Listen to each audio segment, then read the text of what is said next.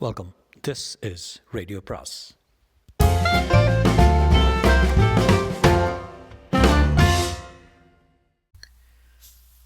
அனைவருக்கும் அன்பு வணக்கம். ராஜேஷ்குமாரின் மூடு பனி நிலவு அத்தியாயம் 20.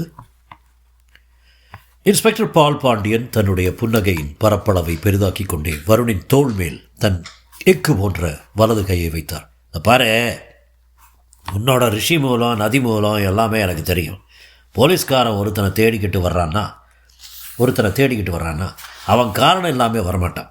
மும்பையில் நீ ஒருத்தனை கொலை பண்ணதும் அதுக்காக 2 வருஷம் தண்டனை அடைஞ்சதும் என்றைக்குமே போலீஸ் ரெக்கார்டில் இருக்கும். அதை நீ மறந்துட்டாலும் போலீஸ் மறக்காது. சார், மும்பையில் அந்த கொலை எப்படி நடந்ததுன்னா அந்த கதையெல்லாம் எனக்கு வேண்டாம். கோர்ட் தண்டனை வழங்கிட்டா நீ குற்றவாளி தான். உன்னோட ஃப்ரெண்டு லீலா கிருஷ்ணன் சந்தேகத்துக்கு இடமான முறையில் இறந்து போயிருக்கான். அவன் கொலை செய்யப்பட்டானா இல்லை தற்கொலை பண்ணிக்கிட்டானான்னு உன்ன மாதிரியான க்ளோஸ் ஃப்ரெண்ட்ஸுகளுக்கு தான் தெரியும். சார், லீலாகிருஷ்ணனோட மரணத்தை பற்றி எனக்கு எதுவுமே தெரியாது. நான் அவனை பார்த்தே ரொம்ப நாள் ஆச்சு. வீணாய் மேலே சந்தேகப்படாதீங்க சார். பால் பாண்டியன் வருணின் தோளை தட்டினார். சரி நட, உன்னோட ரூமை கொஞ்சம் அலசி பார்த்தா நீ எந்த அளவுக்கு உண்மை பேசியிருக்கேன்னு தெரிஞ்சிடும். வருணின் இருதயத்தை கிடுக்குப்பிடி போட்டார் போல் ஒரு பயம் பிடித்து கொண்டு நெருக்கியது. 10 லட்சம் ரூபாயை கர்ப்பம் தாங்கிய பிரீஃப் கேஸ் இந்த இன்ஸ்பெக்டரின் கையில் கிடைத்தால் வேறு வினையே வேண்டாம். கைக்கு விலங்கை மாட்டி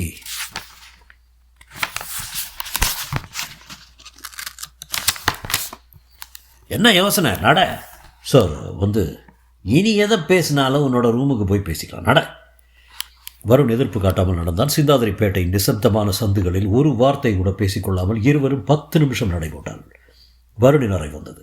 வியர்த்து வழிகிற முகத்தோடு சாவியை கையில் எடுத்தான் வருண். தர. பூட்டின வாய்க்குள் சாவி நுழைந்தது. ப்ளச். பூட்டு நெகிழ்ந்து கதவு விரிந்தது. அறைக்குள்ளே இருட்டு. உள்ளே போய் லைட்டை போடுப்பா, பால் பாண்டியன் சொல்ல வருண் நடை சிரமமாய் பெயர்த்து உள்ளே போய் டியூப் லைட்டின் சுவிட்சை தேய்த்தான். அறைக்குள் வெளிச்சம் பற்றி கொண்டது. வருணின் பார்வை முதலில் பிரீஃப் கேஸ் இருந்த திசை நோக்கி பாய உடம்பு முழுக்க 440 வோல்ட்ஸ் மின்சாரம் பாய்ந்த மாதிரியான உணர்வு. பிரீஃப் கேஸ் இருந்த இடம் வெறுமையாக இருந்தது. பிரீஃப் கேஸ் எங்கே? சுற்றுமுற்றும் பார்த்தான் வருண்.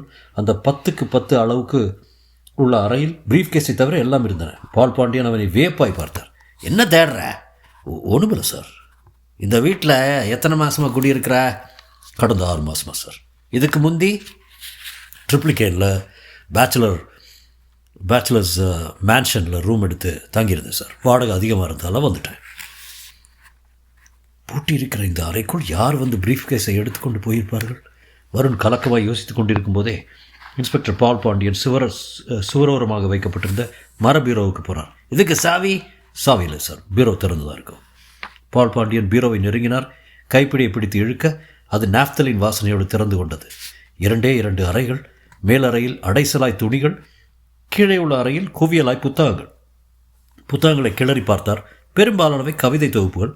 கருப்பு தாஜ்மஹால், ஒரு கிணற்று தவளையும், இந்து மகா சமுத்திரமும், உடைந்த இரவு, இரும்பு கனவுகள்.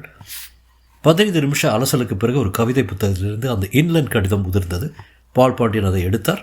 ஓரங்கள் அழுக்காகி தெரிந்த அந்த இன்லண்ட் லெட்டரின் 2 பகுதியில் வருணின் முகவரியும், ஃப்ரம் பகுதியில் லீலாகிருஷ்ணனின் முகவரியும் பளிச்சென்று தெரிந்தது. கடிதத்தை பிரித்தார் பால் பாண்டியன். 3 மாதங்களுக்கு முன்பு எழுதப்பட்ட கடிதம் என்பது தேதியை பார்த்தபோது புரிந்தது. பால் பாண்டியனின் பார்வை கடித வரிகளுக்கு போயிற்று. அன்புள்ள வருண், நான் லீலா. உன்னை நேரில் சந்தித்து பேச நேற்று முழுவதும் முயன்ற முடியல. நான் அவசரமாக கொச்சி செல்ல வேண்டியிருந்ததால் இந்த கடிதத்தை ரயில்வே ஸ்டேஷன்லேயே எழுதி போஸ்ட் செய்துட்டு புறப்படுறேன். நான் கொச்சியிலிருந்து திரும்ப எப்படி ஒரு வாரம் ஆகும். இந்த ஒரு வார காலத்தில் நீ எனக்காக செய்ய வேண்டிய ஒரு முக்கியமான காரியம் உள்ளது. யமுனாவிடம் சிவப்பு பனித்துளியை கொடுத்து வைத்துள்ளேன். அதை வாங்கி அமானுல்லாவிடம் கொடுத்துரு. அமானுல்லாவிடம் பேரம் பேசியாயிற்று. அவன் கொடுக்குற பணத்தை வாங்கி பத்திரமாக வைத்திருக்கவும்.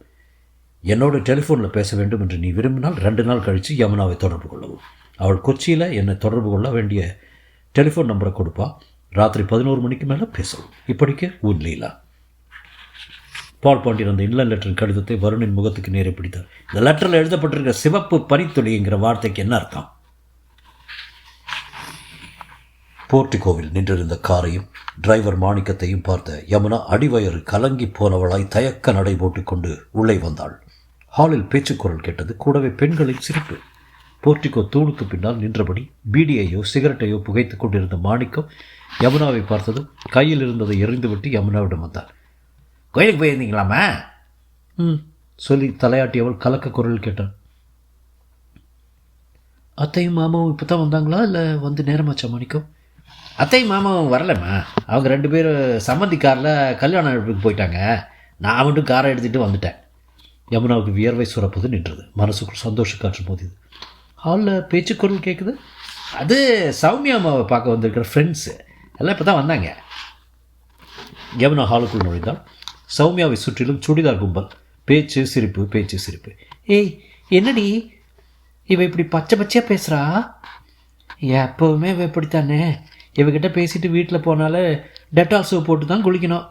நீ மட்டும் பெரிய ஒழுங்கோ. சண்டை வேண்டாட்டி எங்கள் அண்ணி வர்றாங்க. சிரிப்பும் பேச்சும் சட்டென்று அணைந்து போக எல்லோர் பார்வையும் யமுனா மீது திரும்பியது. யமுனா புன்னகை செய்தாள்.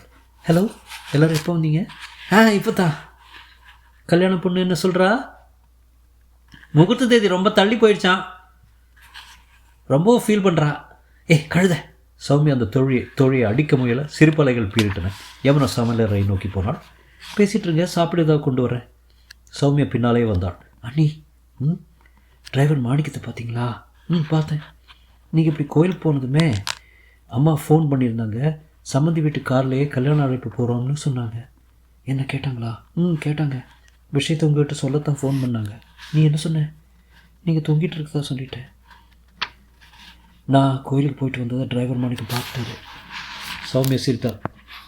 மாணிக்கம் நம்மால் சொல்லிக்கலாம். அண்ணி, என்னோடய ஃப்ரெண்ட்ஸ் மத்தியானத்துக்கு இங்கேயே சாப்பிடுவாங்க போல இருக்கு. அவங்களுக்கு லஞ்ச் ப்ரிப்பேர் பண்ணணும். கவலைப்படாத, பிரமாதமாக ப்ரிப்பேர் பண்ணிடலாம். நீ போய் அவங்களோட பேசிட்டுரு. அண்ணி, உங்களால் முடியுமாவது என்னென்ன ஐட்டம் வேணும்னு சொல்லு. மத்தியானம் 1 மணிக்குள்ளே டைனிங் டேபிள் மேலே எல்லாம் ரெடியாக இருக்கும். சிம்பிளாக இருந்த போதும் அண்ணி, நான் பார்த்துக்கிறேன். நீ போ. சௌமியாவை அனுப்பிவிட்டு சின்னதாக பட்டியல் போட்டுக்கொண்டு சமையல் வேலையை ஆரம்பித்தாள். 1/2 மணி நேரம் கரைந்து இருந்தபோது சௌமியா மறுபடியும் உள்ளே வந்தாள். அண்ணி, வாசனை தூக்குது. வெஜிடபிள் பிரியாணியா? ப்ளஸ் பால் பாயசம். சொல்லிக்கொண்டே திரும்பியவள் சௌமியாவின் கையில் இருந்த கடித கவரை பார்த்தது புருவங்களை வைத்தாள். அது என்ன லெட்ரு? லெட்டர் உங்களுக்கு தான் அண்ணி. போஸ்ட்மேன் இப்போ தான் கொடுத்துட்டு போனார். எனக்கு லெட்டரா? ஆச்சரியமாக இருக்குது. யார் எழுதியிருக்காங்க? ஃப்ரம் அட்ரஸை பார்த்தேன் அண்ணி. லீலான்னு போட்டிருக்கு. தொடரும்.